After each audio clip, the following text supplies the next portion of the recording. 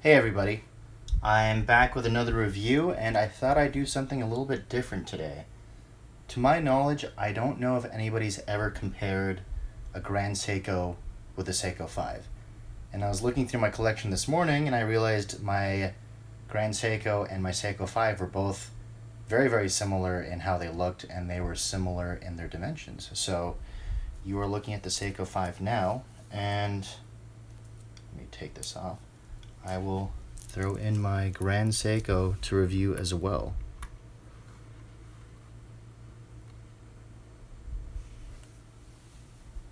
So there we go. I think they're both very good looking watches, but I'm a little bit biased because they're mine. Well, like my other reviews, let's start with the dimensions. So we'll start with the Grand Seiko. The Grand Seiko's got a 37mm diameter. It's got a 44mm lug-to-lug length.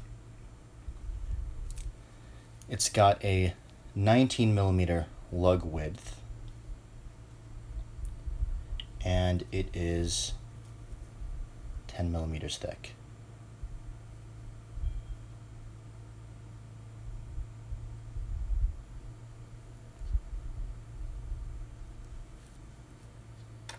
I'm going to set that aside.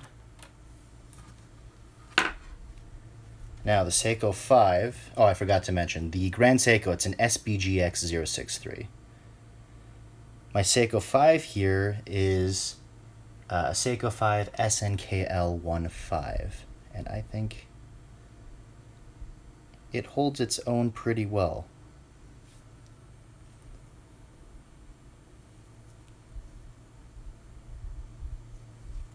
The diameter of this watch is also 37mm. It's got a 44mm lug-to-lug length as well. It's got an 18mm lug width, and it is 11mm thick.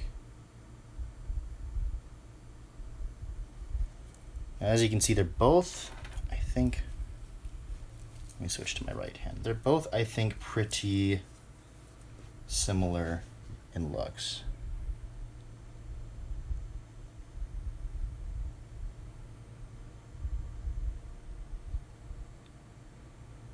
So maybe let's start with a case comparison. The GS here, let me put that 5 down. The Grand Seiko feels much more substantial. In fact, whenever I let anybody pick it up and hold it, they're surprised at how solid and heavy it feels. And not heavy like a dive watch, tool watch made of like one solid piece of steel heavy, but heavy in the way that, you know, the early 90s Mercedes-Benz felt heavy. So they felt like a solid piece of steel. And I really enjoy that about this Seiko, or this Grand Seiko. The brushing on the Grand Seiko is also much finer, so if you see the lugs here, and then the lugs on the top, it's a much finer brushing than this Grand Seiko. But Seiko did a really good job here with this juxtaposition between the the polished lines here and the polished bezel, and then the sort of strong shoulder line that separates the polished area with the brushed area here. The brushing here is done very well, especially for the price. I mean, this watch is under $100, but not as good as the Grand Seiko, and I didn't expect it to be.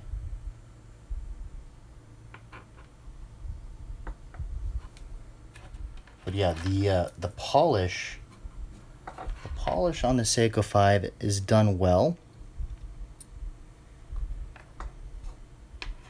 but the polish on this Grand Seiko is really, really something else. I mean, I don't think I've ever picked up a watch with this kind of depth and clarity in the shine, and I say that having handled both new and old date justs.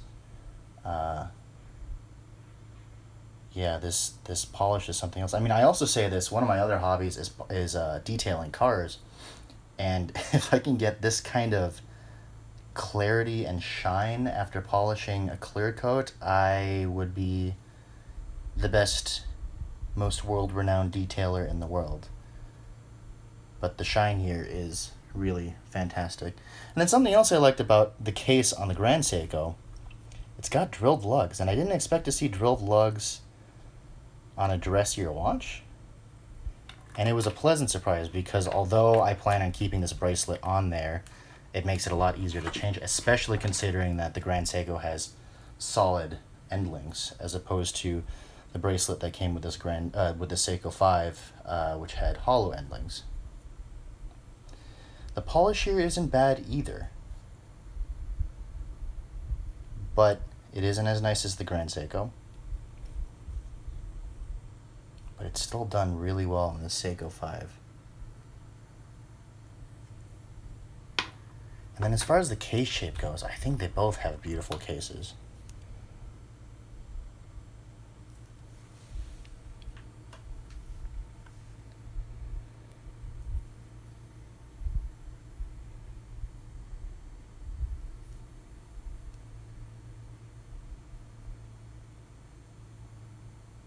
Something that has always impressed me with Seiko is how each of their watches feels well designed, and that surprises me considering the volume of watches they produce every year.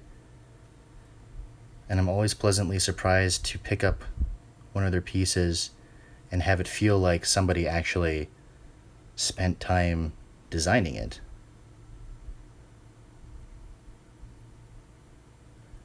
I think both of these have very pleasing, aesthetically pleasing case shapes. And then the case backs are cool too. So you've got the standard corporate Seiko 5. Let me remove this Perlon strap. Display case back, where you can see the 7S26 movement. It's a mineral crystal case back, but it's pretty nice. And if you've got non-watch geek friends, they'll definitely be impressed seeing the movement in there. Put this back in.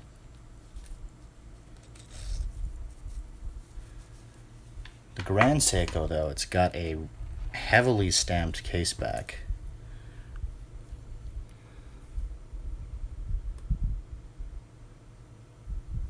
See if I can get it to focus.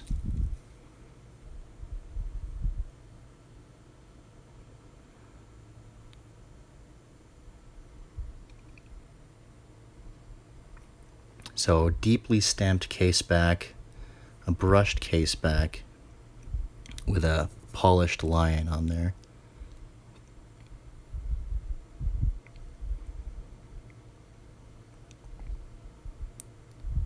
Really very well done, I think.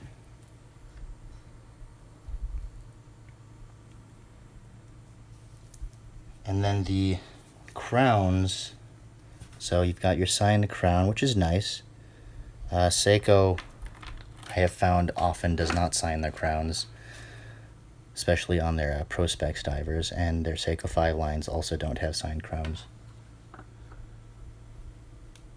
And then the dial of both of these, as you can see,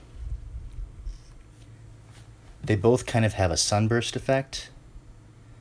The Seiko 5 has kind of this guilloche texture around where the indices are, and then in the middle it's got the sunburst effect.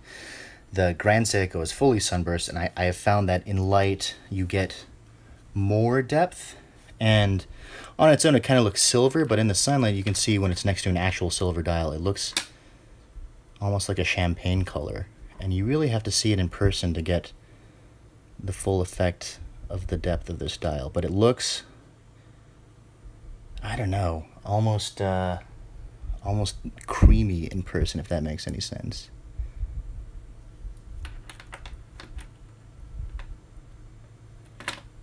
The logo is applied on both of them, which is a nice touch. Something that I wish, say, Omega did on their quartz Aquaterras. You would expect for $2,000 you would get at least applied indices and an applied emblem, but Omega had other ideas. Seiko, on the other hand, they applied them to both. The logo looks better on the Grand Seiko. It looks like it's a polished piece of steel. Same with the GS logo that's covered by the hour hand here. On the Seiko 5, it looks nice on its own, but in comparison, it looks almost like it's either cheaply polished metal or, you know, a plastic logo that's applied. And then the hands on the Grand Seiko, I mean, I'm sorry about that, bumped the camera. They are really, really great. You've got the brushed finish on the face of them, and then it's polished chamfered edges on the side of the hands, and they're definitely longer than you'd see on a typical quartz watch. And my understanding is that the 9F movement in here has enough torque to move these heavy hands like an automatic movement would, as opposed to a standard quartz movement, which doesn't have enough torque. The Seiko 5 here, the hands aren't as substantial, the indices aren't as well polished. I mean, even here in the Grand Seiko, you can see on the indices it's brushed on the top and then polished on the facets on the side, whereas the Seiko 5 is just polished all the way through. But something that the Seiko 5 has over the Grand Seiko, it has lume. It's not very good lume, but I think something that would have been really cool on this Grand Seiko is to see Seiko's Lumi Bright that they're so famous for. But it's a dressier watch, and I plan on keeping this watch for a few decades, as in I plan on keeping it permanently. And it would make me sad to see lume degrading over time, so I guess it's kind of a good thing that it doesn't have it. And then the bracelets, you can see on the Grand Seiko, the bracelets have solid links, solid edge links, and a very solid clasp here with deployment buttons. Very solid click. Something it doesn't have, though, it doesn't have any sort of micro adjust, kind of like diverged extension like you'd see on sportier watches, but it also doesn't have micro adjusts like you'd see on a normal clasp. So the only way to really adjust it is through full links and half links. But it works, and I was able to find a perfect fit for me, so it wasn't too big of an issue. On the Seiko 5, I don't have the bracelet on there, but it came with a Jubilee. And the Jubilee is really comfortable. I think it's probably the most comfortable bracelet I have ever tried on, the Jubilee type of bracelet. But it's chintzy. It rattles on the Seiko 5. But I guess there's some charm to that, because the old Datejust Jubilees also rattled when you wore them, and you kind of flicked your wrist around. The Seiko 5, it's got screwed links, and when it's on your wrist, no rattle. It's that solid, which is pretty amazing.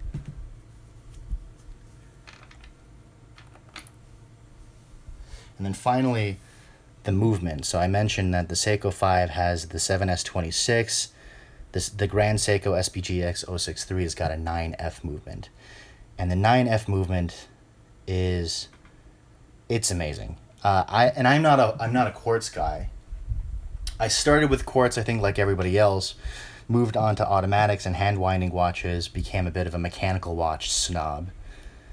And in doing that, and in collecting a lot of mechanical watches, I began to appreciate the simplicity and the ruggedness and accuracy of a quartz. And to me, I think this 9F epitomizes all the good things that quartz has to offer.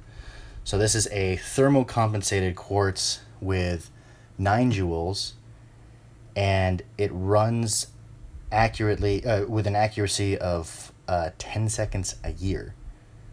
And I think this Seiko 5 is running at 11 or 12 seconds a day. So it's a remarkable difference between the two. And something else about the 9F is that the internal components are actually sealed in a separate compartment from the battery compartment to avoid the potential of contamination when changing the battery. So because of that, the service interval on this Grand Seiko is actually 50 years. And that is pretty unbelievable to me, considering that just a few years ago, the service interval on a Rolex was 3 years, and the service interval on an ETA 2824 is 3 years.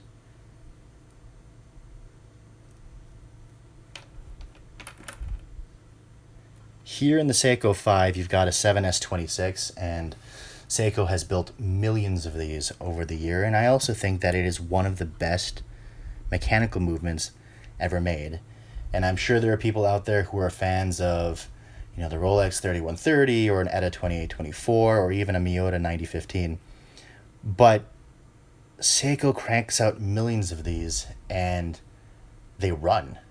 And I don't know if anybody knows what the service interval is, because I don't think they were ever built to be serviced. I've heard of people wearing their Seiko 5s for decades without any service, and it just keeps running. And if it ever does stop running, they're so ubiquitous and cheap that you could just pop in a brand new 7S26 movement. So I think that's definitely a pro of these Seiko 5s. And then finally, because it's an automatic, it ticks at 21,600 beats per hour. So you've got that smooth sweeping second hand.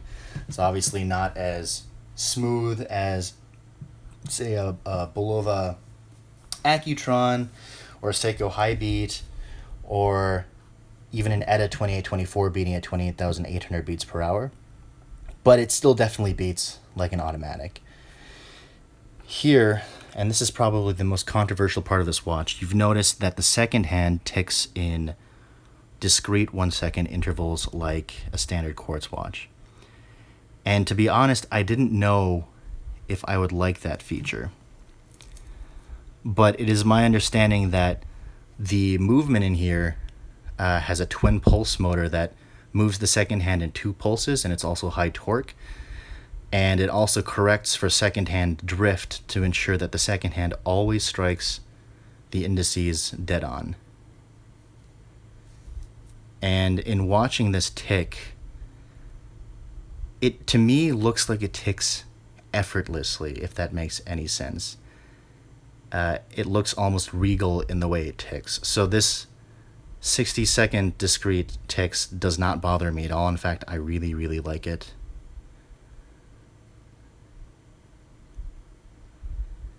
And to me, it's something different. I've got a lot of automatic watches with a smooth sweeping hand, smooth sweeping second hand, but nothing that ticks like this. And then finally, I think you've noticed on both of them, the Seiko 5's got a mineral crystal. It's got the lower end hardlex. Seiko does produce hardlex in different grades. This is the lowest one, but considering this watch was, I think, $75. That is not a problem. And the Grand Seiko's got sapphire with a pretty darn good AR coating on it.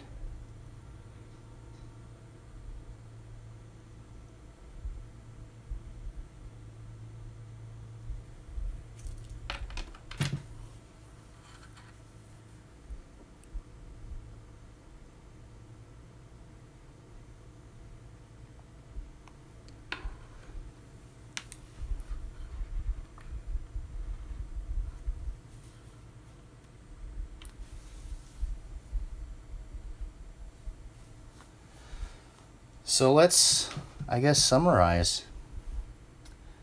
In all, the Grand Seiko, I think, as expected, it looks and feels like a much more substantial watch. It feels higher quality than the Seiko 5. Interestingly, I actually showed 2 of these to a friend that knew nothing about watches this morning, and I asked him how much he thought they were. Interestingly, when I showed him the Grand Seiko, well, first of all, I gave them both to him, and he pointed out, oh, they're the same brand. And I said, yeah, they're the same brand. I asked him how much they cost, and he guessed that the Grand Seiko was around $2,100. So I guess it's worth the money. For folks that don't know anything about watches, he thought that was worth over $2,000. I showed him the Seiko 5 though, and he guessed around $600. And I think that shows that the Seiko 5 is definitely worth the money. I mean, at the end of the day, whichever one you pick, whether it's a Grand Seiko or a Seiko 5, I don't think you can go wrong. They're both fantastic watches with great history and great fit and finish for the price. If you can afford it, I would definitely say go for the Grand Seiko. It is just built so well, and I think you'll be really happy for the money. And same with the Seiko 5. I don't know of any watches in that price range that are finished as well as the Seiko 5. So there you go. The Grand Seiko I think is a little bit nicer, but I guess go out and go buy yourself a Seiko. That's the takeaway from this video. Well, thanks for watching, guys, and I will catch you next time.